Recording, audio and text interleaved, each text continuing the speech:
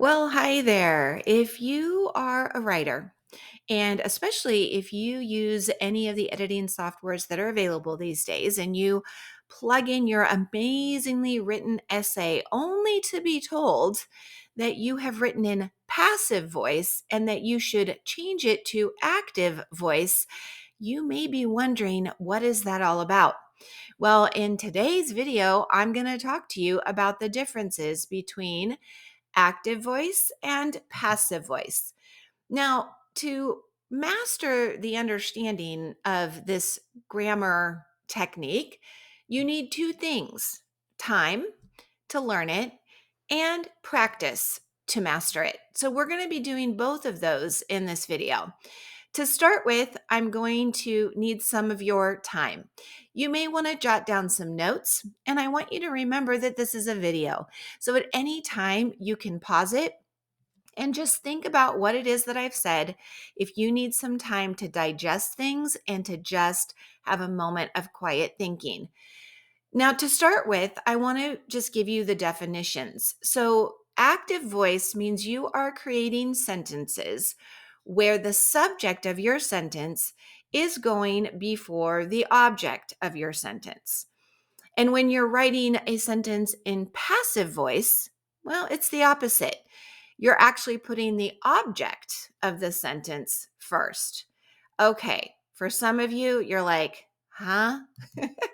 Hey, like I said, we just need some time. So get comfortable and let's explore this a little bit more. Another way that you can say this is that in the active voice, when you're writing a sentence, the doer of whatever action is happening, that's going to happen first. And it's going to be followed by an action. And then whatever is receiving that action or whomever is receiving that action, that goes at the end. That's your object. Now, in the passive voice, as I already mentioned, that's the opposite. So we're going to put the receiver first, then the action, and then the doer of that action will go at the end. Sometimes the doer can be completely removed. So we're going to keep that in mind. Now, I know some of you are I'm still lost. It's okay. Like I said, I just need a little of your time. I feel like giving examples with actual sentences helps a lot of students. So let's take a look at a sentence. So in the active voice, I could tell you my dog chased a coyote. By the way, true story. My dog, Ginger, so I could have said Ginger, I could have said my dog. That's the subject of this sentence. And I want to tell you something about her. The action that she did was to chase, to run after an object. What did she run after? A coyote. Yeah, it was kind of a crazy experience, I have to say. I'll have to save that for another time. But that is in the active voice. My dog chased a coyote. It's very clear to you what happened. It's short, simple, and to the point. Now, if I were to in tell you that same exact thing, but in passive voice, well, it would sound like this: a coyote was chased by my dog. So the same thing is happening here. There's still a coyote involved. There's still some chasing going on, and my dog is still involved. But do you see what I did? I just switched the order. A coyote was chased by my dog. I could have said a coyote was chased by Ginger. All I've done is mix some things around. But in doing so, some people would say, you've kind of confused me by saying it this way. Wait a minute. Did the coyote chase your dog, or was your dog chasing the coyote? It can be a little confusing, which is one reason why active voice is often the preferred option. Okay, let's just go again over what I just pointed out. In that active voice, the doer of the action, that was my dog, went first. Then there was the action of chasing. The coyote received the chase. Okay. The passive had the coyote going first, still chasing going on, but it was done by the dog, my dog, Ginger, and that went at the end. I could have even left Ginger out of that. I could have said a coyote was chased. and left out what was chasing it. So that's another thing just to note about the passive voice. Now let's just do a little more, some examples a few more times. So here's another sentence that has the active voice with the doer of the action going first. That's what happens in active voice. So I have another sentence. My grandpa barbecued burgers. Okay. Who was doing the barbecuing? Well, my grandpa was. So he's first. What he did is next. And then what got barbecued? Burgers did. Okay. Very simple. My grandpa barbecued burgers. Now, if I'm going to say that in a passive voice, I'm going to take the burgers and make them first. So I would say the burgers were barbecued by my grandpa. It's the same event. The same things are happening. It's just the order in which they're being placed. Is this starting to make some sense to you?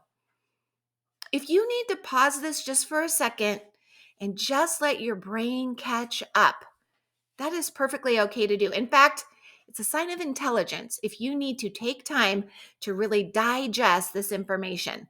Go ahead and do that. Totally great. Okay, a couple other things I want you to notice at this point. Which sentence is longer?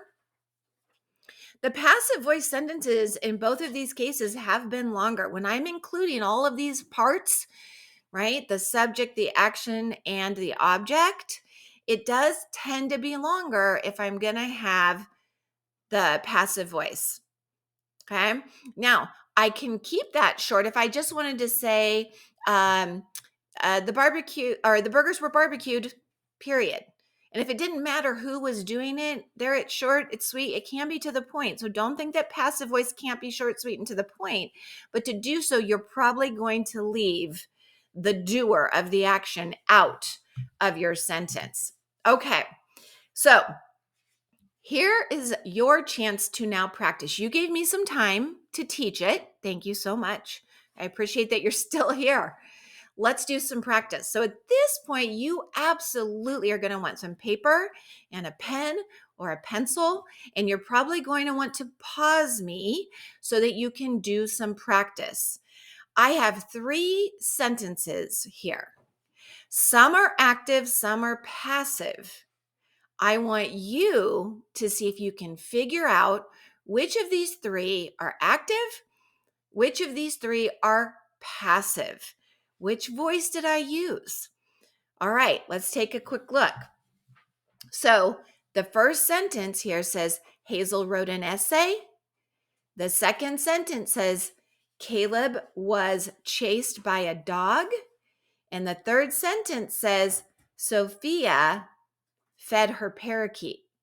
Now, on the next slide, I'm going to give you the answers. So if you don't want to see the answers yet, go ahead and pause this and give yourself the ability to just read it and decide for yourself. All you have to do is write an A for active, a P for passive. If you just want to do this as a quick little practice. If it's active A, if it's passive P, go ahead, give it a shot. When you're ready, go ahead and hit play. How'd you do? In our first example, Hazel wrote an essay. I hope you said that's active. The subject came first, Hazel. What did Hazel do? Wrote. And what did she write? An essay. Yes, that is active. How'd you do on the next one? Caleb was chased by a dog. Hopefully you said this is passive because Caleb was the thing being chased, the object, and it came first. Was chased is still that action happening, but the by a dog was the subject chasing the object. And in the last one, I went back to active. Subject came first, Sophia. And what did she do? Fed. What was her object she fed? Her parakeet. She could have fed her little brother.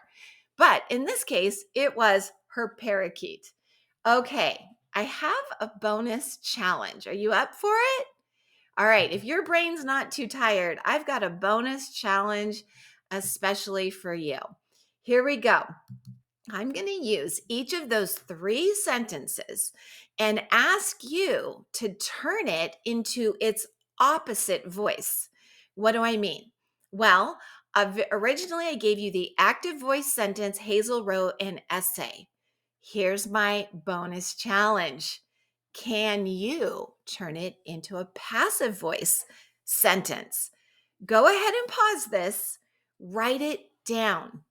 Write it down. How would that sound if we were to take the object and move it to the front, take the subject and move it to the end? What is that going to sound like? Write it out. Go ahead. Pause me. When you're ready, come on back. Here's the second bonus challenge. This is a passive sentence. Caleb was chased by a dog. Can you make it active? Go ahead and pause me. Good luck. On the third one, I want you to do the same as you did with the first, and that is take the active voice and make it into the passive voice. I'm really thinking you're getting the hang of this. And they say third time's a charm. So give it a shot, pause me, and come on back. I will give you the answers. If you finished the bonus challenge, let's go over the answers and see how you did. So we wanted to make it passive. This is how it would sound in passive voice. The essay was written by Hazel. How'd you do? Did you get it? I bet you did. So awesome. And how about this one? It was passive, but we wanted to make it active. It now is active. It's written in the active voice and says, a dog chased Caleb. Did you get that right? I hope so. All right, last but not least, let's take a look at the Sophia sentence and see if you were able to make it into the passive voice. The parakeet was fed by Sophia. Again, if you just wrote the parakeet was fed, you would be correct. That would have taken that sentence and made it passive. And as I said, sometimes passive is a way to be very short, sweet, and to the point by leaving out the subject altogether. If all we needed to know that the parakeet got fed and it didn't matter by whom, hey, we're good to go. All right? Okay. The next question that comes up, and I just want to take one quick moment to address, is why it even matters and which is better. Because often, if you have a high school English teacher or if you're using software programs that check your grammar, they alert you every time you wrote in a passive voice as if it's a bad thing. So let me tell you, first of all, the passive voice is not a bad thing. In fact, the passive voice is amazing. It's awesome. And I'm a big fan of writing in the passive voice from time to time. However, the reason why it matters is one, that you understand the difference, but two, that you recognize that active voice often is shorter and it's clearer. For a lot of readers, they get less confused when reading the active voice. It offers more clarity most of the time. So a lot of English teachers are going to recommend that you do your best to write more frequently in the active voice. But you know what? Sometimes the passive voice does make more sense. So you are the writer. You get to decide. Consider both, understand the difference, and just know that every time you practice these sorts of things, you are becoming a better writer. Certainly makes me proud of you. So just continue to write on, my friend. Write on.